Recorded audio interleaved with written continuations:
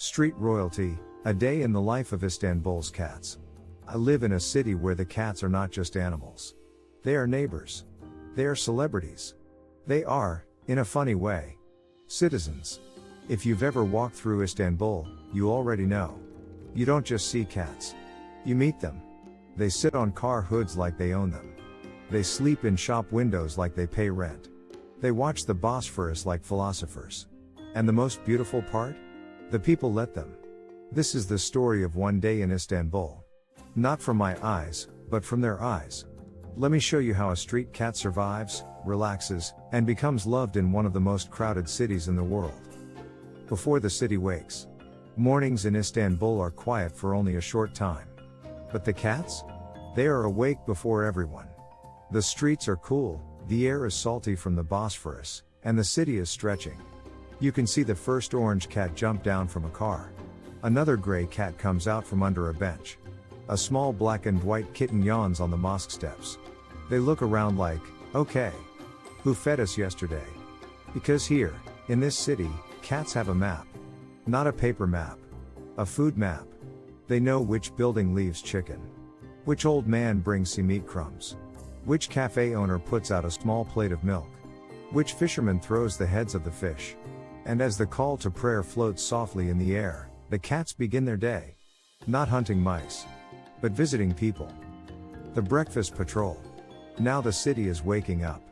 Dolmus drivers. Ferry workers. Men opening shutters. Women sweeping in front of their doors. And somewhere between them, cats weaving through their legs like they also have a job. I watch one cat, let's call her Sultan. Sultan is not shy. She walks straight to the bakery. She doesn't meow. She just looks. The baker smiles. Günaydın kızım, he says. Good morning, girl. He tears off a small piece of börek. She eats it calmly. No rush. She knows tomorrow he will do it again. This is the secret agreement of Istanbul. We live here. You live here. We share. Some people call it kindness. Some people call it culture. I call it a city with a soft heart. The guardians of the shops. Later in the morning, the cats move to their daytime positions. Every neighborhood has shop cats. They choose one place and decide, this is my office now. You'll see one cat stretched in a bookstore window. Another cat is sleeping on top of a stack of jeans in a clothing shop. Another cat at the door of a hair salon, watching everyone. Do the owners complain? No. They post them on Instagram. They give them names. They put little beds in the corner. I walk by an antique shop in Karaköy. There's a big fluffy tabby sitting on old carpets. I ask the owner, is this your cat? He laughs, no, Abby. This is Istanbul's cat. I am only the landlord. That's how people talk here. The cats are not possessions. They are guests. Kings of the waterfront. Now the sun is higher. If you go down to the water, Beşiktaş, Kadıköy, Eminönü, you'll see it. Cats are waiting near the fishermen. Smart cats. Cats that understand, fish equals human plus knife plus leftovers. A fisherman cleans a fish, throws the head to the side. 3 cats suddenly appear like magic. One sits a little far away, eyes watching. Not fighting. Just waiting. Even the seagulls respect these cats. Because Istanbul cats are not weak. They are streetwise. They've survived cold winters and hot summers. They've survived cars, dogs, and tourists who don't understand boundaries. They are small, but in Istanbul, they feel big. Tourists, cameras, and fame. This is my favorite part. In the afternoon, the tourists come.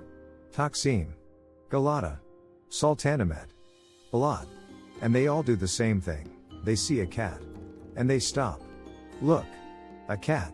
As if they haven't seen 17 cats already. Phones come out. Selfies start. TikToks begin. And the cats? They don't care. They are famous every day. Some cats even pose. They sit on ancient stone walls next to a 500-year-old mosque like, yes, human, take my photo. Make me international. I always think, in other cities, people take pictures of buildings. In Istanbul, people take pictures of cats.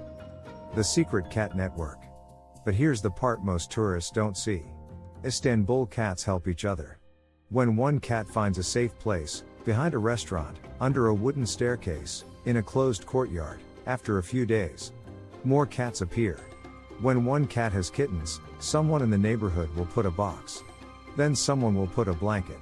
Then someone will put food. Then someone will write a note, Lütfen bu kutuyu bozmayın. Yavrular var. Please don't touch this box. There are babies. Nobody planned this. There isn't a cat manager of Istanbul. It's just thousands of small acts from thousands of ordinary people. That's why the cats survive. Not because they are strong. Because the city is gentle. Storm, winter, and kindness. Of course, it's not always sunny. In winter, the rain in Istanbul can be cold and heavy. The Bosphorus wind is sharp. Streets fill with water. This is when you really see the love. People open their doors a little. They put cardboard inside the doorway. They cover the food so it doesn't get wet. They even knit tiny blankets. I once saw a shoemaker put a small heater near a box so the kittens could stay warm. A shoemaker. Not rich. Not famous. But kind. That's the spirit of this city. You are small. I am bigger. I will help you. And the cat?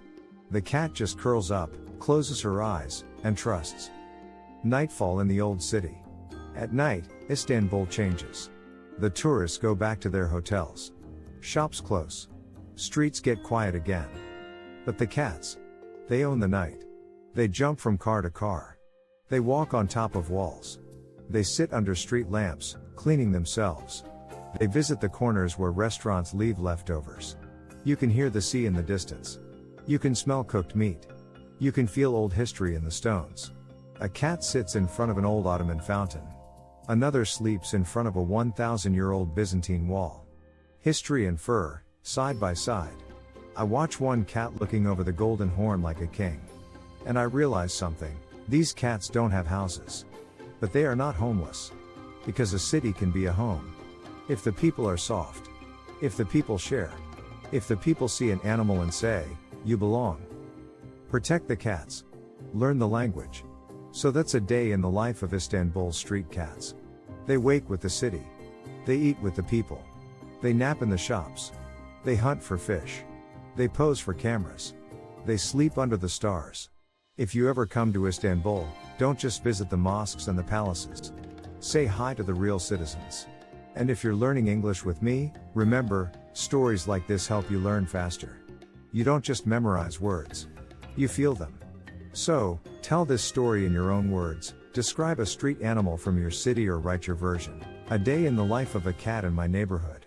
And if you want more stories like this, subscribe, like, and stay with me. We learn English through real life. Even through cats.